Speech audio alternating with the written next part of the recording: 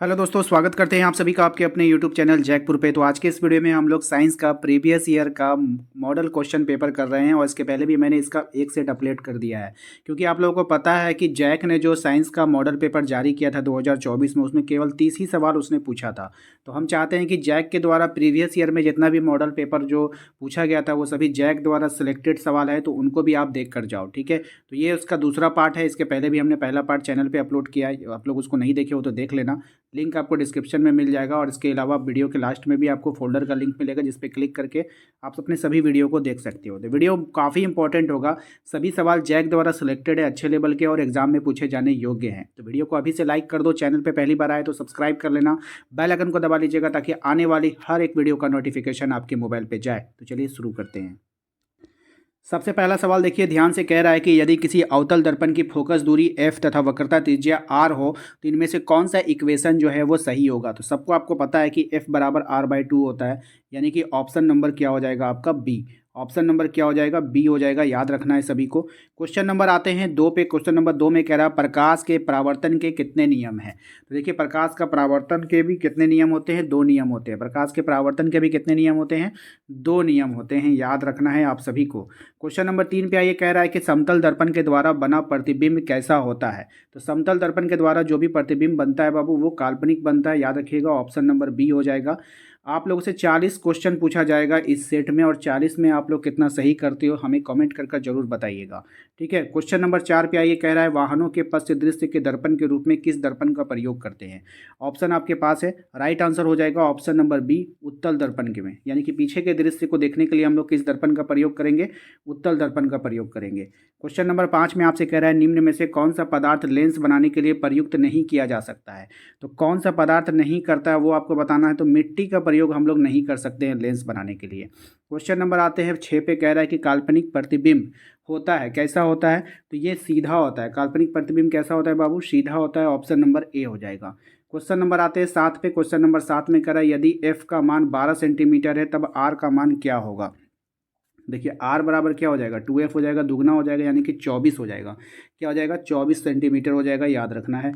Question number आते हैं हम लोग 8 पे। क्वेश्चन नंबर 8 में कह रहा है वाहन के अग्रदीप में किस दर्पण का प्रयोग किया जाता है। तो वाहन के जो अग्रदीप होता है, हेडलाइट होता है, उसमें अवतल दर्पण का प्रयोग करते हैं, ऑप्शन नंबर ए हो जाएगा। क्वेश्चन नंबर 9 पे आओ, कह रहा है कि अवतल लेंस के सामने रखी वस्तु का प्रतिबिंब सदैव कैसा होगा। तो अवतल लेंस के सामने रखी वस्तु का प्रतिबिंब जो सदैव काल्पनिक और क्या होता है, उल्टा होता है, याद रखना है। डायोप्टर किसका मात्रक है। डायोप्टर जो होता है बाबू, वो लेंस की शक्ति का मात्रक होता है, ऑप्शन नंबर सी हमारा राइट आंसर होगा। क्वेश्चन नंबर आते हैं हम लोग 11 पे। कह रहा है कि 2D क्षमता वाले लेंस का फोकसांतर क्या होगा। तो 2D क्षमता दिया है, देखिए पी का पी मतलब क्या होता है, क्षमता, इसको क्या दे दिया है, 2D दे दिया है। ठीक है, तो हमको f निकालना है, तो f बराबर क्या होगा, 1/p होगा, तो 1/2 हो जाएगा, इसका आ जाएगा 0.5। लेकिन जो डायोप्टर होता है ना बाबू, वो मीटर में होता है, इसको सेंटीमीटर में बदलने के लिए आप 100 से गुना कर लो। जैसे ही 100 से गुना करोगे तो ये 50 सेंटीमीटर हो जाएगा ना। 50 कैसे होगा, 5 को इससे गुना करो, तो 5 को 100 से गुना करोगे कितना होगा, डबल जीरो हो जाएगा, 500, और एक अंक के बाद पॉइंट है, तो जैसे कि 500 है, एक अंक के बाद पॉइंट लगाओगे तो 50 ही ना बचेगा।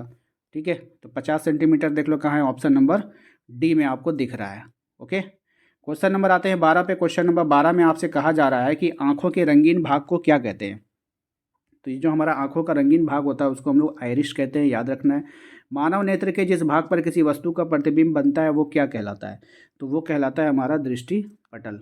ठीक है, क्वेश्चन नंबर आते हैं हम लोग 14 पे। कह रहा है दिए गए समीकरण में कौन सा समीकरण, कौन सी रासायनिक अभिक्रिया हो रही है।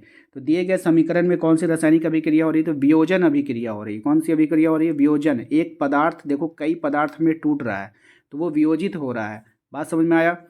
क्वेश्चन नंबर 15 पे आप देखो, कह रहा है कि निम्नलिखित में से कौन सी रासायनिक अभिक्रिया संतुलित है। तो कौन सी रासायनिक अभिक्रिया संतुलित है ये आपको बतानी है। तो राइट आंसर हो जाएगा आपका ZnCU4 और Cu, यहाँ पर ये संतुलित है, बाकी सब बैलेंस नहीं है। ठीक है, इसको आप लोग देख लेना। क्वेश्चन नंबर आते हैं 16 पे। कह रहा है कि दिए गए समीकरण में किस पदार्थ का उपचयन तथा अपचयन हो रहा है। तो इसमें कौन से पदार्थ का उपचयन और अपचयन हो रहा है, तो ऑप्शन नंबर बी हो जाएगा। ठीक है, क्वेश्चन नंबर आते हैं 17 में। क्वेश्चन नंबर 17 में कह रहा है कि विकृत गंधिता कौन सी अभिक्रिया के कारण होता है। ये जो विकृत गंधिता है वो कौन सी अभिक्रिया के कारण होता है, तो उपचयन अभिक्रिया के कारण होता है। क्वेश्चन नंबर आते हैं 18 पे, कह रहा है कि चूने से सफ़ेदी करते समय चूने पानी में डालने पर उष्मा निकलती है, इसमें कौन सी अभिक्रिया? देखिए उष्मा निकल रहा है, जब उष्मा निकल रहा है तो भाई उष्मा क्षेपीय ना होगा, ऑप्शन नंबर ए हो जाएगा। ठीक है, क्वेश्चन नंबर 19 पे आओ, कह रहा है कि लोहे की कील को कॉपर सल्फेट के विलयन में डालने पर कॉपर सल्फेट का विलयन का नीला रंग धूसर हो जाता है, इस प्रक्रिया में कौन सी अभिक्रिया होती है? तो कौन सी अभिक्रिया होती है बाबू? तो राइट आंसर हो जाएगा ऑप्शन नंबर सी, विस्थापन अभिक्रिया होती है। क्वेश्चन नंबर आते हैं 20 पे, कहा जा रहा है निम्नलिखित में से कौन सा प्राकृतिक सूचक है? इसमें आपको प्राकृतिक सूचक का नाम बताना है, तो लिटमस जो होता है वो प्राकृतिक सूचक होता है। क्वेश्चन नंबर आइए 21 में, कह रहा है निम्नलिखित में से किस पदार्थ में लिटमस पत्र डालने पर वह लाल नहीं होगा? तो लाल नहीं होगा तो ऑप्शन डी को डालोगे तो लाल नहीं होगा, क्योंकि भैया ये अम्ल है ही नहीं, ये तो ग्लूकोज है। ठीक है, चीनी है। क्वेश्चन नंबर आते हैं 22 में, कह रहा है दिए गए किस लवण में क्रिस्टलीकरण का जल मौजूद है? तो किस लवण में होगा भाई? तो CuSO4 5H2O में जल है। ठीक है, यहाँ पे साफ दिख रहा है भाई जल H2O। ठीक है, अग्निशामक यंत्र में किस लवण का प्रयोग किया जाता है? Question number 23, right answer NaHCO3 का प्रयोग किया जाता है। क्वेश्चन नंबर 24 पे आ जाओ। 24 में कह रहा है जल की अनुपस्थिति में हाइड्रोक्लोरिक अम्ल अपना अम्लीय गुण प्रदर्शित नहीं करता है, क्यों?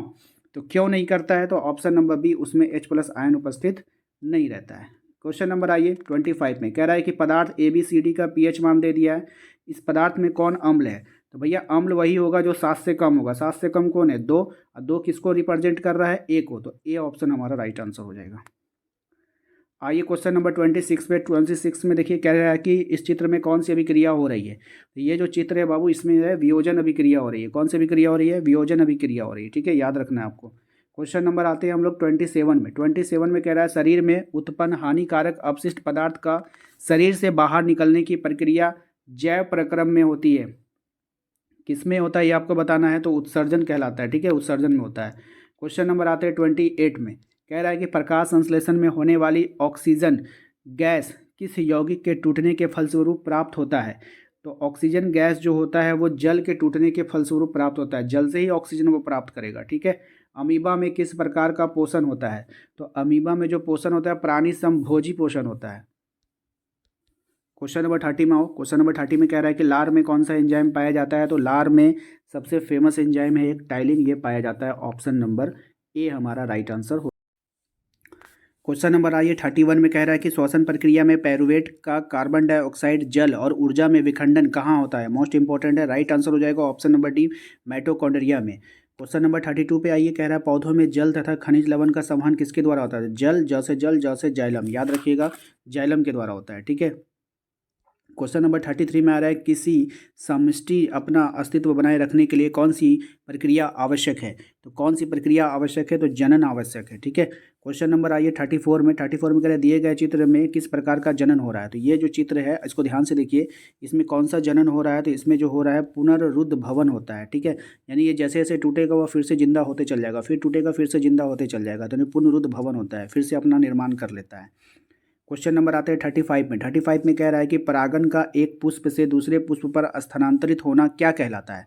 तो ये क्या कहलाएगा? परागन कहलाएगा। ठीक है, परागकण का।